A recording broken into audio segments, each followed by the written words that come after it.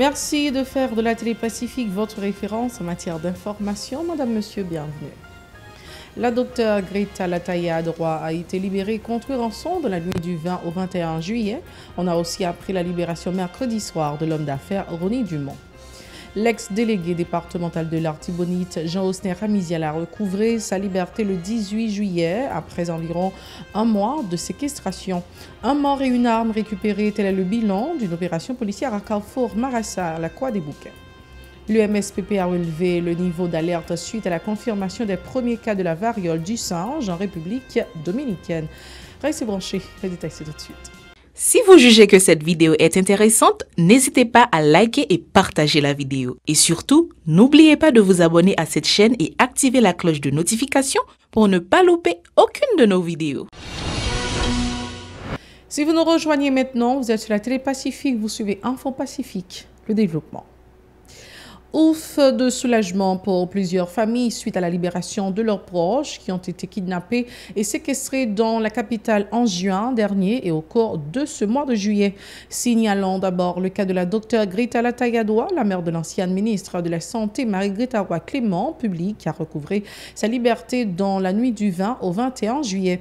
On a aussi appris la libération mercredi soir de l'homme d'affaires Ronnie Dumont alors que certaines informations laissaient croire qu'il avait été exécuté par les ravisseurs. Ce rapt avait eu lieu le 13 juin à la rue Lamar au centre-ville de Port-au-Prince.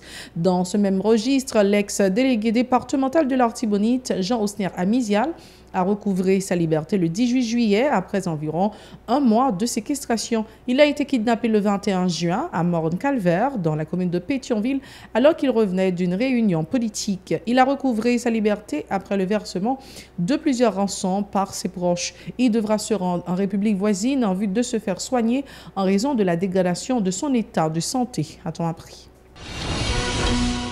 La police nationale a indiqué que le présumé gangster, connu sous le nom de T-Peter, a été abattu dans des échanges de tirs avec les agents de l'ordre à Carrefour Marassa, dans la commune de la Croix des Bouquets. Selon la PNH, le défunt, qui était membre du gang 400 Marozo, était le chef du gang Tête de Mort, basé à Carrefour Marassa. Un pistolet remporté lors d'une attaque contre un policier en janvier dernier a été récupéré au cours de cette opération le 18 juillet dans l'après-midi.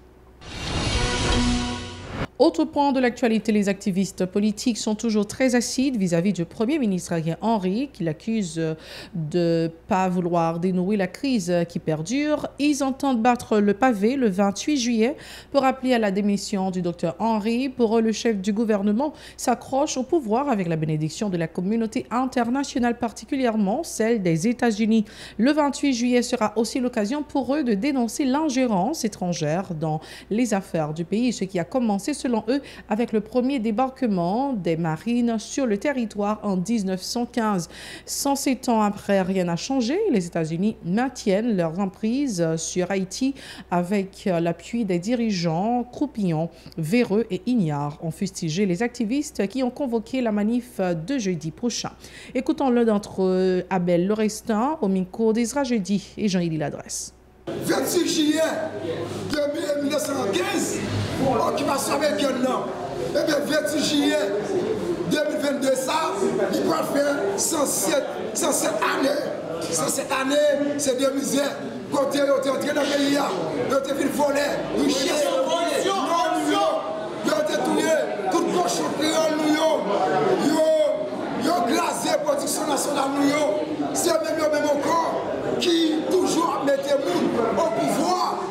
Eh bien, le 28 juillet, qui sont des dates historiques, population, qui rendez-vous encore, force à inviter nous dans une méga manifestation qui a commencé sous place avec les Sabines, avec tout l'esprit sensible, pour leur parler avec Ariel, pour leur dire Ariel, il n'y a pas de place là encore. Les membres de l'Advocatus Law Firm envisagent de se rassembler le 25 juillet devant les locaux du ministère de la Justice et de la Sécurité publique à l'avenue Charles Sommer pour dénoncer la paralysie des activités au niveau de la juridiction de Port-au-Prince. Ce sitting vise également à faire respecter les droits de la population carcérale, ont indiqué ces membres de la Basoche, faisant notamment allusion à la détention préventive prolongée qui ternit irrémédiablement l'image du système judiciaire. Selon ces l'homme de loi, les autorités ne sont nullement intéressées au bon fonctionnement de l'appareil judiciaire. Ils en veulent pour preuve l'invasion des locaux du palais de justice à l'avenue Harry Truman, bicentenaire, aux grandes dames des dirigeants. Écoutons les explications d'Arnel Rémy, recueillies par Hirsch Résil et Maud Léjean. Lundi, Dieu voulant, on a organisé un sit-in pour qui ça? Parce que nous voulons que l'autorité concernée prenne toute mesure pour l'activité judiciaire reprendre. Lundi, reprendre, m'a parlé de fonctionnement parquet. Nous avons souhaité que le ministre, avec Ariel Henry, dégage pour permettre que le tribunal en entier joigne un côté qui est propice pour fonctionner. Nous ne pouvons pas accepter, nous ne pouvons pas d'accord que le tribunal ait presque 2-3 mois sans fonctionner. Ce n'est pas possible. Nous ne pouvons pas d'accord que le droit d'accès à la justice est violé constamment. Ce n'est pas possible. Nous ne pouvons pas d'accord que nous avons propre en prison et personne, absolument personne ne va dire rien. Nous ne pouvons pas d'accord pour moi-même comme avocat qui défend plusieurs clients, qui défend plusieurs monde, venir arriver dans une situation, le client demande mettre comment ça est pour dire à autorité pas jamais dire rien, il dit nous sommes toujours au point mort. Il faut que la population comprenne justice a son pouvoir lié parmi les 3 pouvoirs. Elle dit au moment où je vous parle, parquet Port-au-Prince pas qu'à un certificat greffe. Par ailleurs, l'homme de loi s'insurge contre l'arrestation de plusieurs citoyens qui n'ont pas été déférés par devant leur juge naturel. Pour Arnel Rémy, il n'y a pas de doute, le dysfonctionnement des tribunaux a entraîné de nombreux cas de violation des droits humains par tous les acteurs de la chaîne pénale. On l'écoute une fois de plus au micro de Hirsch Résil et Maud Léjean. C'est question qui a rapport à l'arrestation 6 personnes que la police a arrêté. Qui est privé de liberté. Ancien directeur prison, Victor Julien, État c'était pas bon là même. Est-ce que non seulement société haïtienne fin humilier moun nan parce que leur campé dans toute la presse ou dit détourner chèque.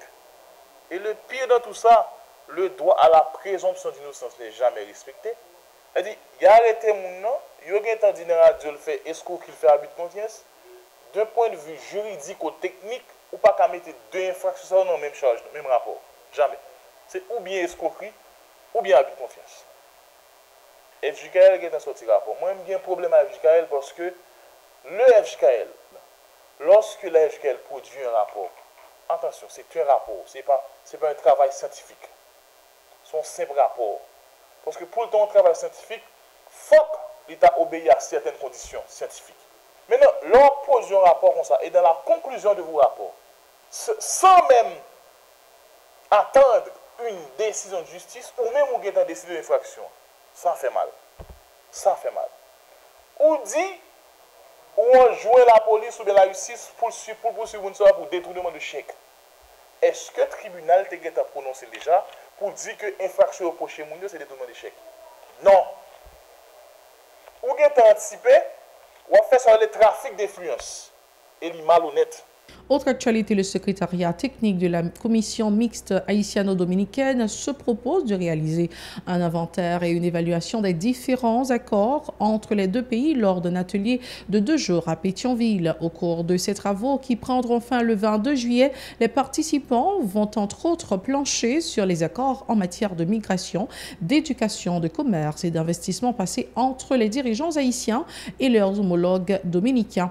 Le coordonnateur de la dite commission, Edmar Stanley-Jean, s'est félicité de cette initiative, indiquant que les recommandations qui seront faites à la fin de ces assises seront soumises aux autorités de l'île en vue de mieux orienter leurs décisions au profit des 2 peuples. L'amélioration de la situation des migrants haïtiens évoluant en République voisine est particulièrement ciblée par les responsables. Écoutons les précisions d'Edmar Stanley-Jean, micro de Vladimir Prédeville, Extravinsky des Rameaux. Organiser 2 journées ateliers sous les accords qui ont été signés entre la République d'Haïti et la République dominicaine. Donc ateliers, ça sont ateliers vraiment de travail des 10 sous-commissions de la partie haïtienne de la commission mixte qui prend le chita pour évaluer arrêté ça? Qui progrès qui était fait, qui retombé? C'est vraiment un examen approfondi des accords qui ont été signés.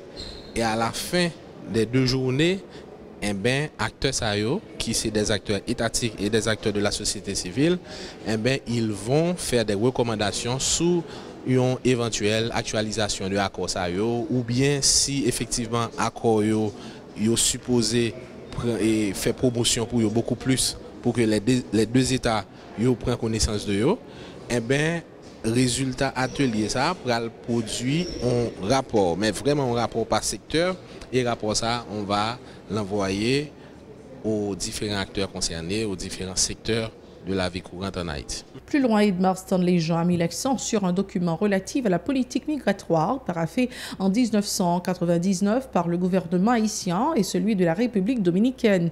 Il souligne que les mauvais traitements infligés à nos compatriotes, principalement lors du processus de leur rapatriement, constituent la pomme de discorde entre les deux pays. Pour M. Jean, cet atelier permettra de vérifier si les deux parties ont respecté leurs engagements. On l'écoute toujours au micro de Vladimir Prédeville, Extravanski de Rameau. Par exemple, il y a un protocole d'accord qui a été signé entre la République d'Haïti et la République dominicaine en 1999 sur le rapatriement des Haïtiens et comment doit se faire le rapatriement, etc. Les mécanismes de rapatriement des Haïtiens en République dominicaine. Donc, les gens que à travers les différentes clauses de l'accord, les différents articles, il dit voilà qui ça pour qui fait, qui ça pour qui pas fait. Et au sein de cet atelier, eh ben, les membres de la sous-commission migration et frontières, eh ben, ils vont s'asseoir pour analyser cet accord. Est-ce que les clauses qui ont été signées sont respectées? Est-ce que la partie haïtienne a respecté, par exemple, le protocole d'accord qui a été signé? Est-ce que la République dominicaine a respecté? Voilà, s'il y a des recommandations qu'on doit faire, on va les faire. Et on va attendre les décisions des autorités pour voir dans quelle mesure, si éventuellement on va réactualiser ou si éventuellement on va rester avec l'accord où on a estimé qu'il y a un ensemble de progrès qui est fait dans l'accord là. Sinon, on va demander à ce qu'il y ait une négociation de l'accord en question.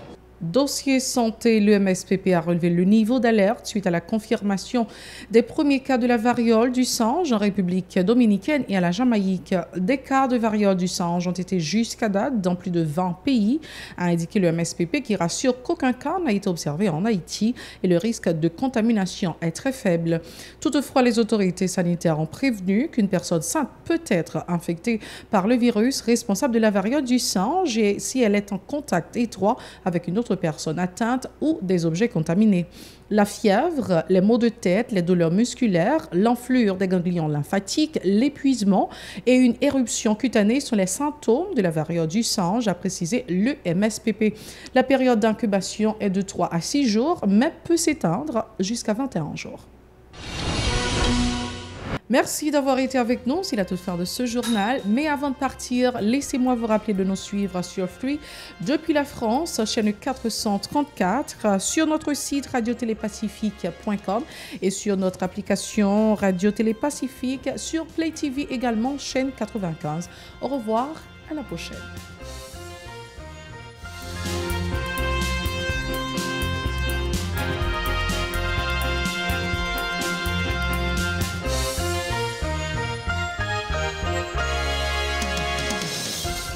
Si vous jugez que cette vidéo est intéressante, n'hésitez pas à liker et partager la vidéo. Et surtout, n'oubliez pas de vous abonner à cette chaîne et activer la cloche de notification pour ne pas louper aucune de nos vidéos.